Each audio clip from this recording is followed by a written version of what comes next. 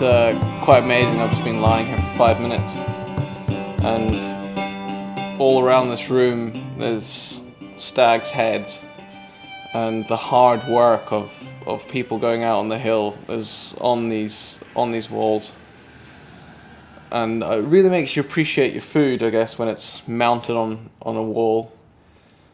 And we've got this to look forward to. I mean, we're not hunting stags this week, but it's still just as exciting. It's quite a nice room, isn't it, Byron? Yeah, I like it. This is all I need. Yeah, it's really nice. This next few days is going to be quite interesting. We've had a look on the map, and we've had a discussion with Scott, and he's told us exactly what he wants us to do and where we need to go. And just looking at the terrain on the OS map, it looks like it's going to be a bit of a challenge, which is good. We like a good challenge. Really, we're just going to have to wait and see what tomorrow brings in terms of winds, so we can work out how to tackle the ground. And in the meantime, we're just going to turn this into a bit of a home. It's really very cozy. So me and Byron have gone quite primitive, I guess. Well, we're not living in a cave, because we've got this bothy that we're staying in, which is very nice. But we've got reindeer skins, which are very thick and extremely soft, actually, that we're gonna sleep on for the next few days. We're also gonna have sleeping bags, because it does get pretty cold in the mornings. But this will be me and Byron's bed. I brought my inflatable pillow, and as normal, I guarantee Byron doesn't have any form of pillow. I'm not sure about this. Have I got a fluffier reindeer than you? Your reindeer has been eating better than mine.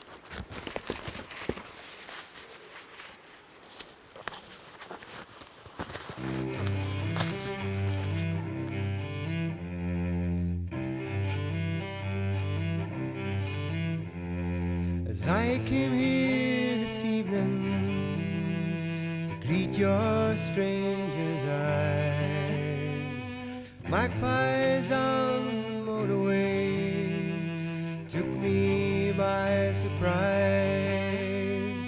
Used to want for sorrow, seldom to for joy. So when the future frightens me, trick I do employ, and it's living for the moments when we're free. The echo of the ebb tide moves in me.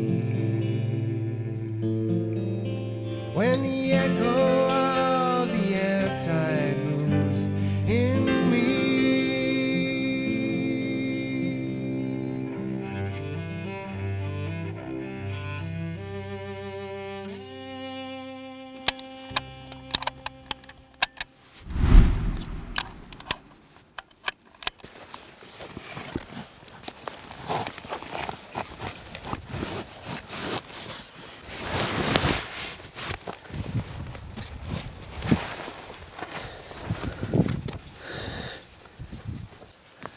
Pretty special where we are.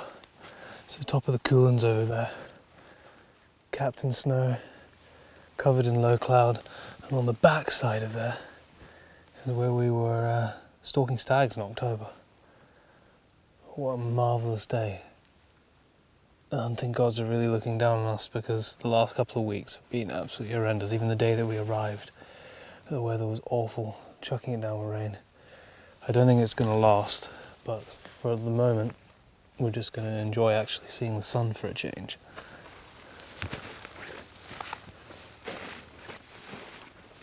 I've just caught a glimpse of maybe a dozen deer coming down this face over here, but oh, hang on. Here's some moving back through. 1, 2, 3.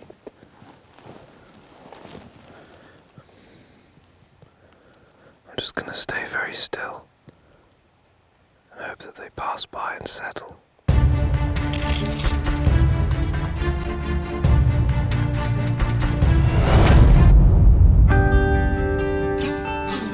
This segment of the show is brought to you by Vortex, the force of optics.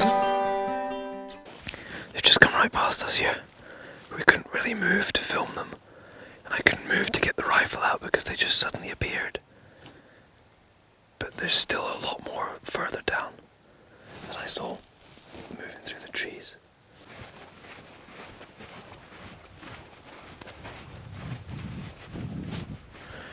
When we walked out, there was only a very slight breeze, and it was in our favour, just. But this wind has swept right round now. It's blowing right back towards the Coolins over there, which is really rubbish for where I've just seen these deer, which are down below us. So we're going to have to try and make a new plan, because we'll probably get away with spying from here, but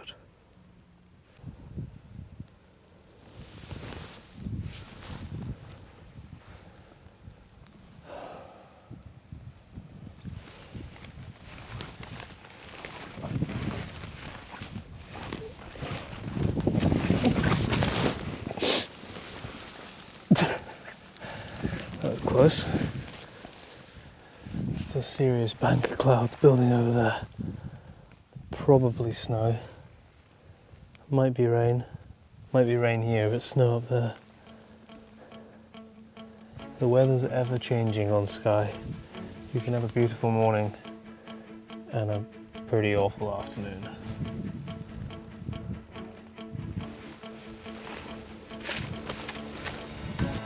The way. A lot of scanning. Small steps, a lot of scanning.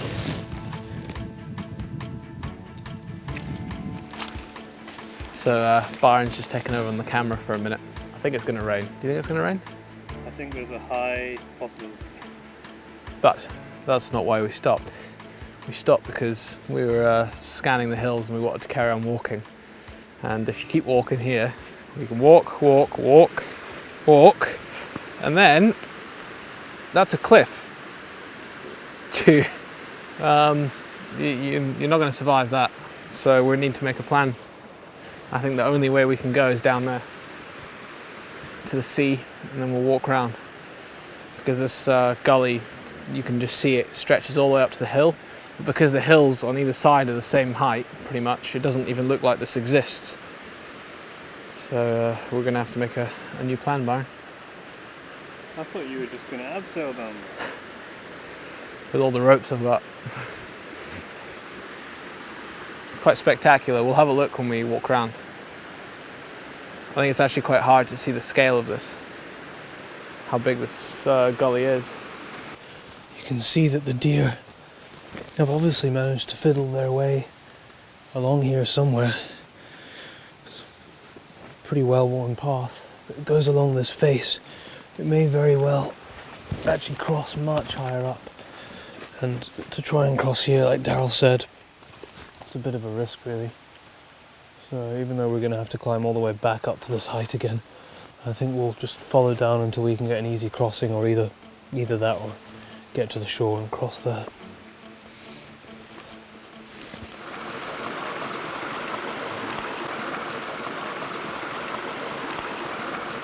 We might be many hours walk out from where we started and a very long swim to the nearest house, but we're going to eat very civilized because we've got a little house of our own. We're going to borrow this old, what would have been a croft, I suppose, to cook our lunch in. This stuff is a little bit, it's not 100% dry. I've been a little bit slack of late, collecting as we go. But really, if you're going to do this kind of thing, you really should, when you see the opportunity, cotton wool grass, old man's beard, or some dry silver birch, you must grab the opportunity when it arises so that you can store it in a little leather pouch, lets it breathe, keeps it dry, and then you're not hunting around when you really, really need it. There you go.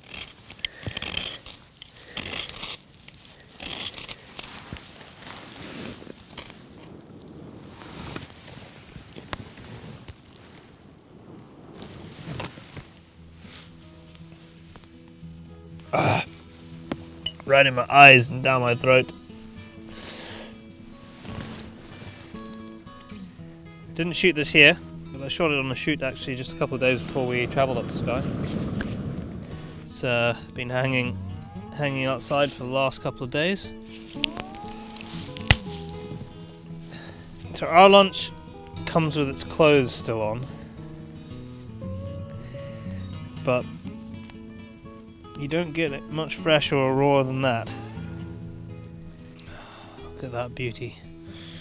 Now, this isn't going to be the hottest fire in the world, because we are lacking. How do you like your woodcock? Medium rare?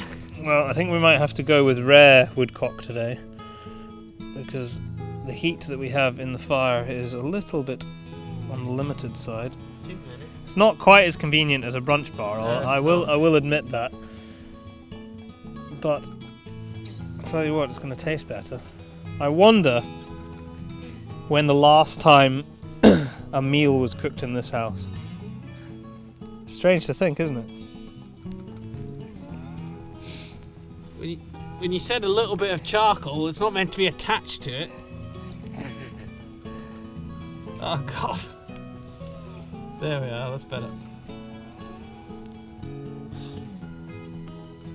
Let's not be lazy. Let's take it off. It's the moment of truth. Gonna try our woodcock.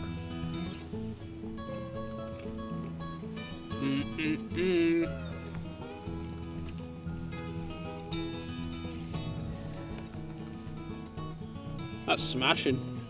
You're making me salivate behind the camera.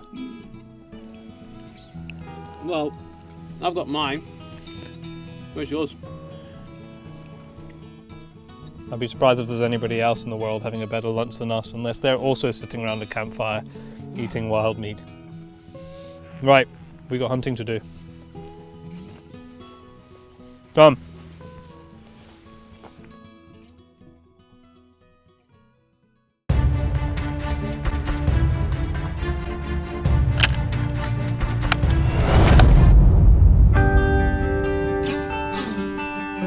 This segment of the show is brought to you by Castrum Outdoor Products.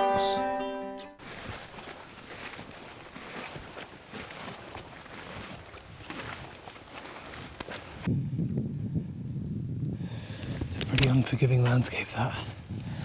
And somewhere out there, there's some deer.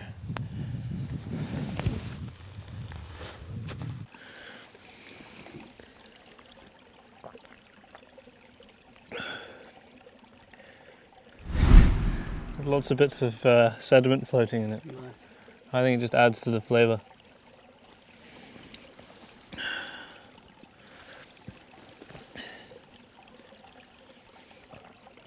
Would you like a drink now? Yes, please.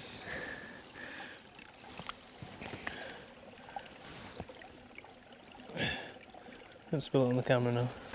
There's loads of sediment in that. I know, I told you. I'm gonna get my own. Are you not happy with No, I'm gonna scoop my own. Hang on, I'll scoop better for you. There you go, look, there's a nice clean one. See, there's no sediment in that. How did you manage to get so much in the last one? It's hard to know what to do on a day like this with your clothes. There's 1 minute the sun's out and it's warm.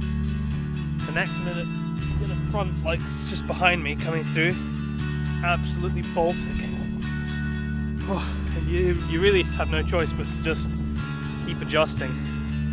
Use a layering system, windproof, out of shell, thermal layers underneath. More thin layers is better than big thick layers. You agree, Dal? I agree.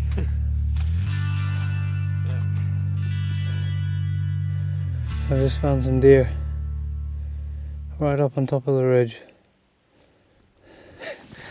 And I'll tell you what's very frustrating. Is that face over there is where we've just stalked from.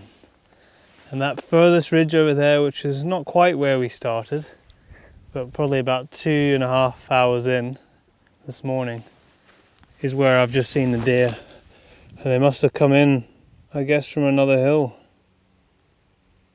You can see 1, 2, 3, 4, 5, 6 possibly. Let me get the telescope on these.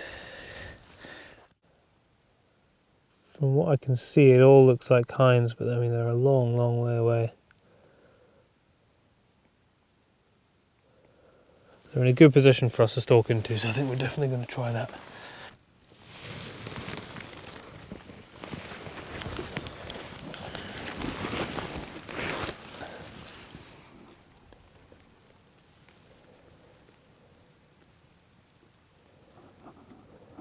There's one. I can just see its arse. It's just walking away from us. It's quite far away. You're talking 325 from where we're sitting right now. So we don't need to gain too much ground. I'd like to get it under 200 meters if I can.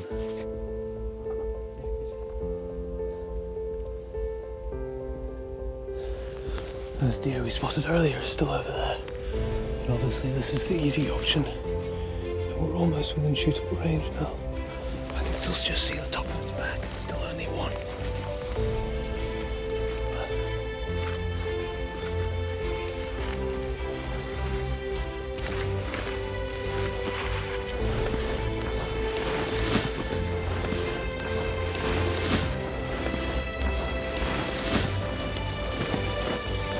Stay down now.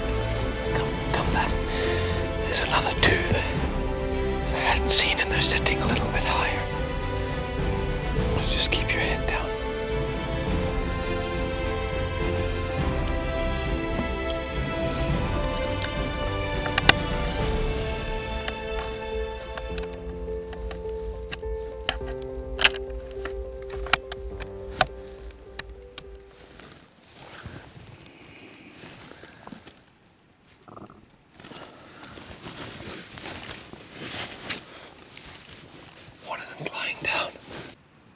Now the second one's lying down.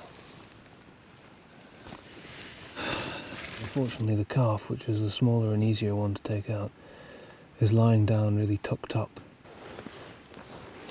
And I don't want to shoot the hind.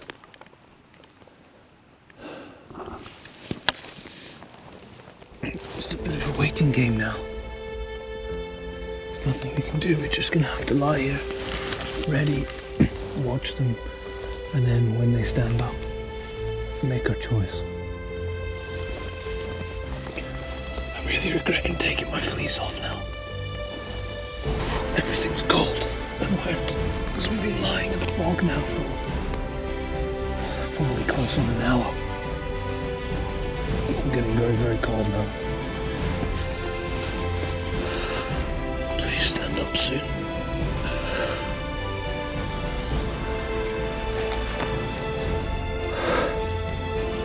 I'm not sure how much longer we can lie here. I'm starting to physically shake. Just get ready. Okay.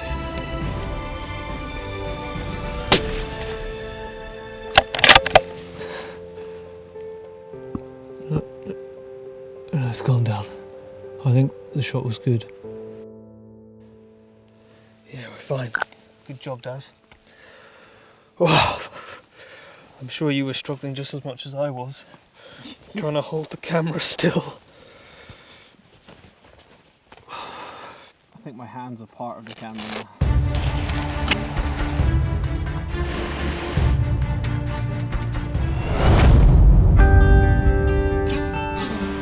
This segment of the show is brought to you by SACS, the Scottish Association for Country Sports, and Vaughan Equipment.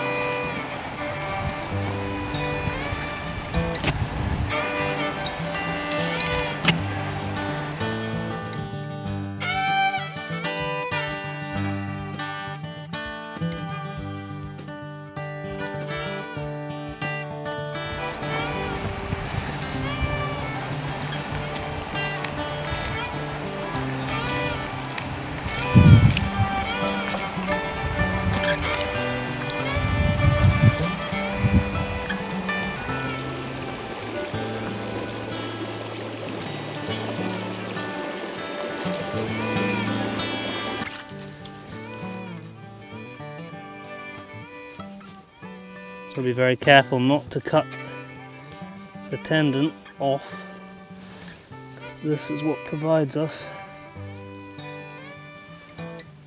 with our securing point.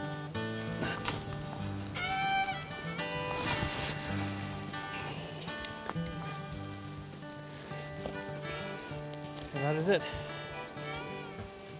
One backpack ready to take off the hill. And looking at how far we've come, I think this might very well be the hardest recovery to date. So I'm going to strip off all my gear, down to my t-shirt. Looks like it's going to rain, but I'm going to be wet with sweat anyway. So let's get us on my back. Let's try and get home. He's mentally preparing himself. I'm actually feeling a little bit afraid. And this is why we do all the training, so that we can do stuff like this, but even still, I'm going to be a broken man when I get home, I can tell that already. I'm afraid too. You're afraid? Of using the camera? Yeah, I'm afraid with just the camera equipment. We're gonna go down to the coastline here, and then walk along the coastline, so that we don't have to go back over all these hills. Because I think that would kill me. The quickest route would be by boat, but we haven't got a boat. So we're going to go down to the shoreline. The tide's on its way out, so that should help us a little bit. All right, let's get going before it starts raining.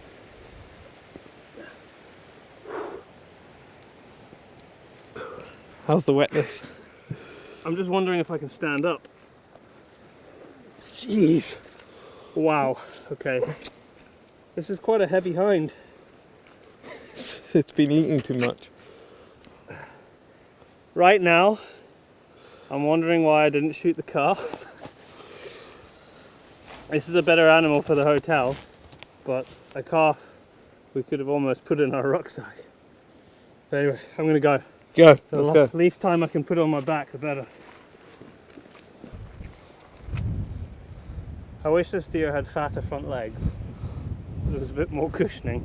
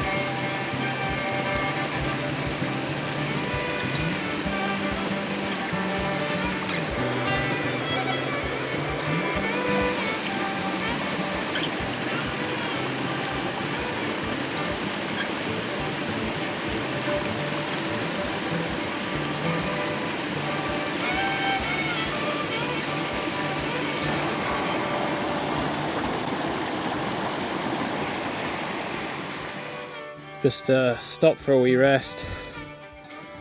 And I would say this is the hardest thing that we've done to date, actually. Yeah. Would you agree, Byron? This is tougher than the stag we took off the Coolins, definitely. Mainly because I can't get any help because we're not dragging it.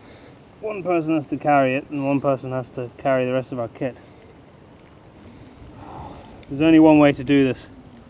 You gotta break it down into little sections. Make it to the next point that you agree with yourself in your mind, and then take a rest and pick the next place. If you think of it as one long journey,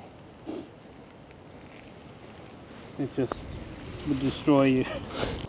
I think we must have something inbuilt in us that gives you an extra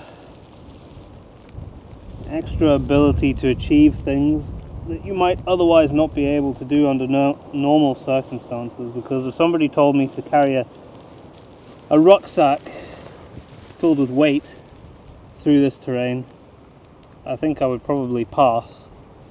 But as much as I am in a bit of pain, and this is hard work, what an experience. And although I'm only kind of enjoying it about 50% right now, I know I'm going to look back on it and think about what an awesome experience it was and how much we enjoyed doing what we've done this last couple of days.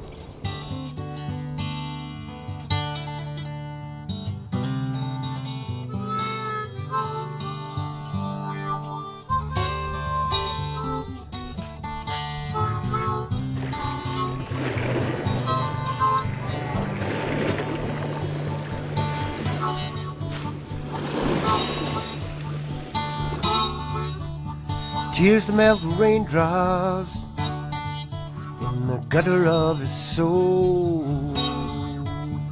Plays his battered old guitar and his hat's a begging bowl. Leave muddy footprints in the rain from Jimmy's holy shoes. He's sheltering from bitter winds, too sad to sing. You can't really train for this. Sad to sing. You've got so many forces working against you. Cold, well, not cold right now, but it is cold.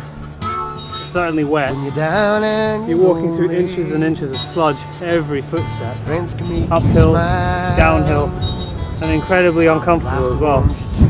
There's nothing in the gym you can do to replicate that. You just gotta hard graft it out. Life's a long and bitter road, there ain't no comfort zone. When all you have is rags and dreams for your sins you must. Sins you must atone.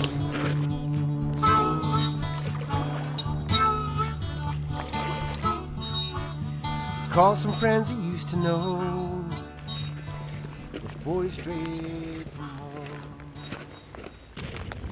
We're almost there. Almost the big climb, and that's it. Done. It's been tough. It's been very tough. It's so worth it. A bit of pain, Byron. I really am.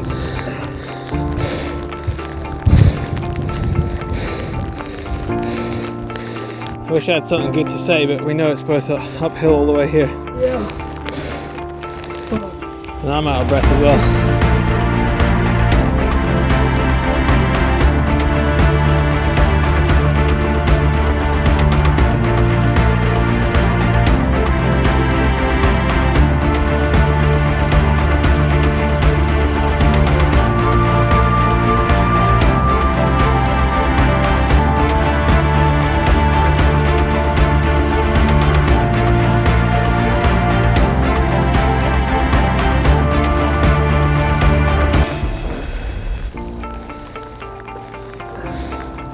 Everything's cramping up now.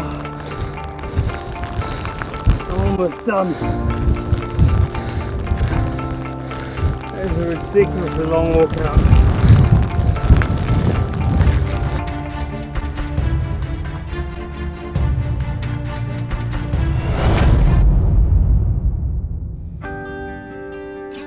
This segment of the show is brought to you by Fortis, Peak Performance.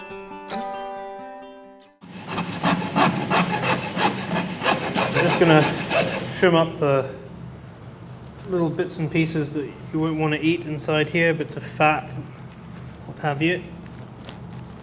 You can see the bullet's done a good job in there, doing exactly what it should do for a nice efficient kill. The one thing that always amuses me is knowing that most people who sit and enjoy their venison in a restaurant or even at home will have no idea the amount of work that's gone into putting it on their plate. I mean, this carcass is going to end up in the hotel, and there's going to be a lot of people who enjoy this single animal, and very few of them will ever think about exactly where it came from and how it got on their plate. But we know, because we did it. And I find that knowledge incredibly rewarding.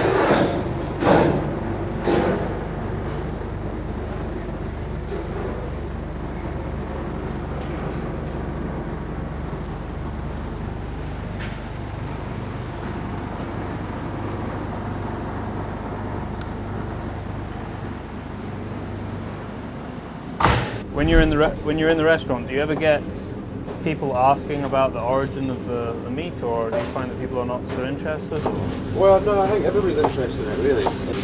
But yeah, I think folk are definitely more interested with traceability and, like, you know, where it's all from, you know, where it's been shot, that it's been like treated humanely while they've been farming it or whatever. If you're actually eating it yourself, what's your preference in cut, and what's your preference in way to cook it? There's two. Fillet for if you want to present something really nicely. Fill it from the inside. Yeah, but if I was going to think about something fresh and something straight off the hill, I'd go for liver. Oh yeah. No, we eat a lot of liver. Yeah, like liver for me is the damage. Yeah. We do heart as well. Heart and Yeah, liver. I mean, Yeah. heart's alright, yeah, but you need to like do things to it. But liver, you can literally just stick it in a pan and eat it with fried onions and mustard. Do you know what I mean? That's what I love. Like, it's my sort of thing. And quite often when we're shooting off the hill, take the liver, take the heart, and that night we'll eat the liver. Oh, yeah. Quite often just over an open fire. You know, like feeding someone what you say, you know, just feeding someone a sandwich and then thinking it's a steak sandwich and they're like, oh, that was lovely. What was that? Venison liver, actually.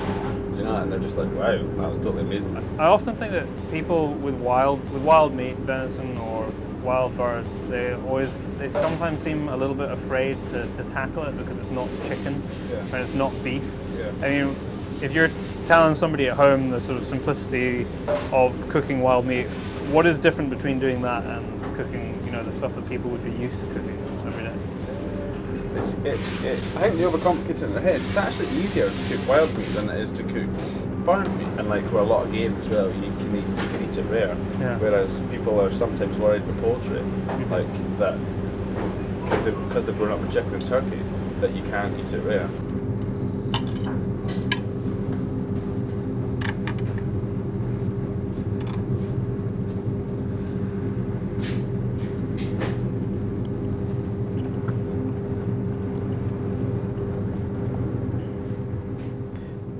Really is very, very good. And that is why we hunt. That is very nice. So simple, but just it doesn't need to be complicated.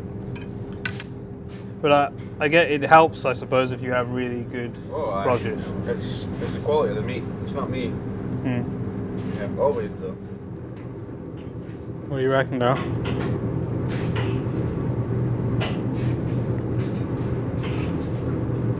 That it was worth all the pain that you went through to put food on the table.